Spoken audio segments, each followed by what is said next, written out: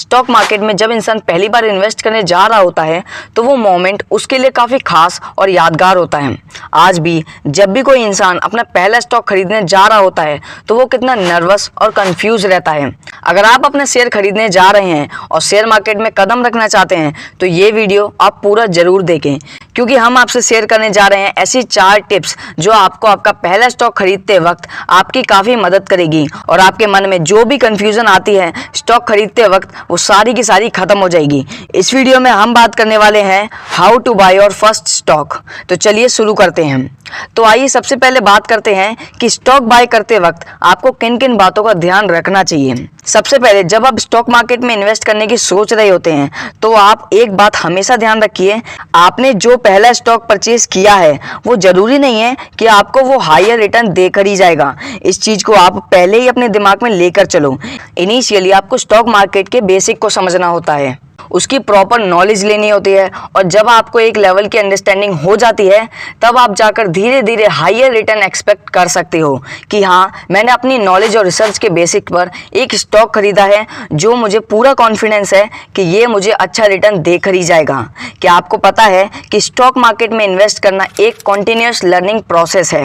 यहाँ कोई भी इंसान एकदम से एक्सपर्ट नहीं बन जाता, आपको मार्केट में टाइम देना पड़ता है, तभी जाकर मार्केट में आपकी पकड़ बन पाती है। मार्केट में सिचुएशन कभी भी एक जैसी नहीं होती, कभी मार्केट बुलिश होता है तो कभी बियरिश, तो कभी वो एक ही जगह पर लंबे समय तक रहता है, जो कि आपके पेशेंस लेवल को टेस्ट करता है। अब जो इस टर्म से फेमिलियर नहीं है कि बुलिश क्या है और बियरिश क्या है, तो बुलिश का मतलब होता है जब भी कोई शेयर का प्राइस राइज करता है या मार्केट अच्छी परफॉर्म करती है तब उस कंडीशन में कहा जाता है मार्केट बुल है या मार्केट बुलिश है। इस सिचुएशन में इन्वेस्टर का सेंटीमेंट मार्केट को लेकर या किसी भी शेयर को लेकर पॉजिटिव होता है एंड हर कोई ऑप्टिमिस्टिक होता है। वहीं बेयरिश मार्केट में इसका उल्टा होता है, जहां मार्केट अच्छा परफॉर्म नहीं कर रही होती और नेगेटिव में जा रही होती है। इस सिचुएशन में इन्वेस्टर्स पैसिमिस्टिक होते हैं। तो हो सकता है जब आप इन्वेस्ट करने जा रहे हो तो बुल मार्केट में एंटर कर रहे हो जो कि कुछ टाइम बाद बेयरिश हो जाए।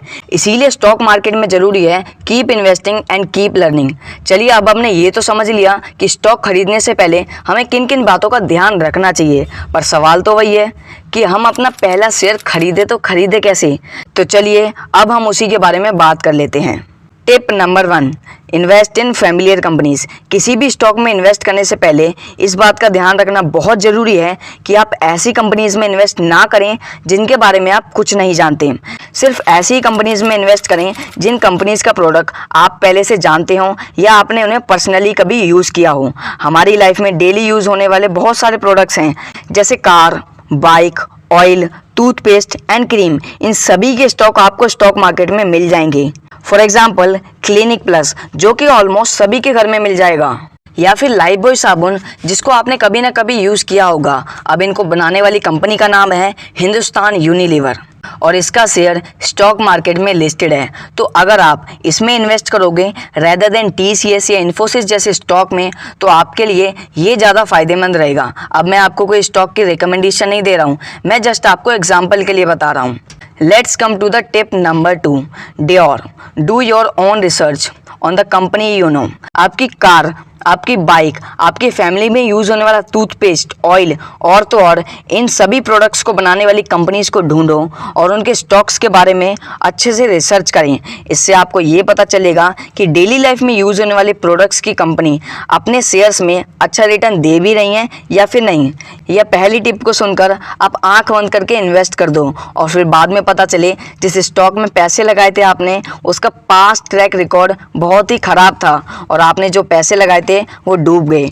तो इसीलिए खुद की रिसर्च बहुत ज़रूरी है। और अगर आपको कोई टिप देता है कि भाई इस स्टॉक में इन्वेस्ट कर ले, ये बहुत अच्छे रिटर्न देगा, तो भी आपको उसकी बात पर आंख बंद करके भरोसा नहीं करना है। आपको अपने एंड से फंडामेंटल एनालिसिस करना बहुत ज़रूरी है। अगर आपको ये नहीं पता कि फंडामेंटल एनालिसिस कैसे करते हैं, let me know in the comment section. हम आपके लिए इसके ऊपर नेक्स्ट वीडियो ज़रूर लेके आएंगे। Tip number 3, sales profit growth. एक फ्री वेबसाइट है screener.in, जहां जाकर आप चेक कर सकते हैं कि जिस स्टॉक को आप लेने की सोच रहे थे उसकी सेल्स लगातार बढ़ रही हो, उसका प्रॉफिट भी लगातार बढ़ रहा हो। इन दोनों का साथ में बढ़ना बहुत ज़रूरी है।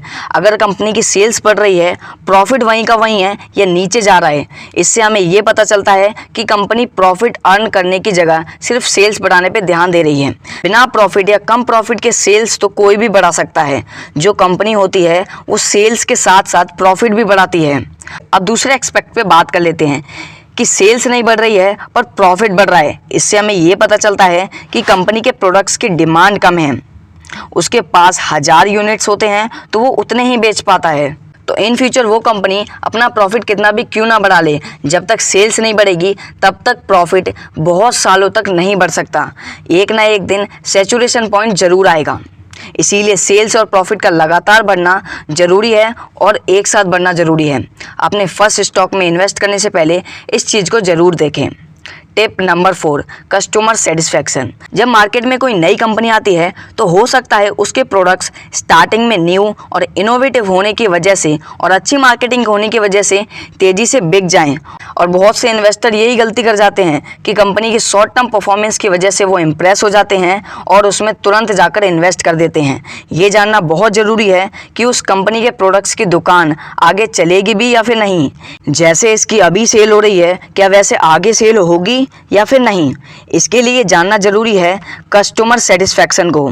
जो लोग इस कंपनी के प्रोडक्ट्स को खरीद रहे हैं वो इस प्रोडक्ट से सेटिस्फाइड हैं या फिर नहीं। जो लोग उस कंपनी के प्रोडक्ट्स को खरीद रहे हैं वो सेटिस्फाइड हैं भी या फिर नहीं। वो उन्हें दोबारा परचेज करेंगे या फिर नहीं।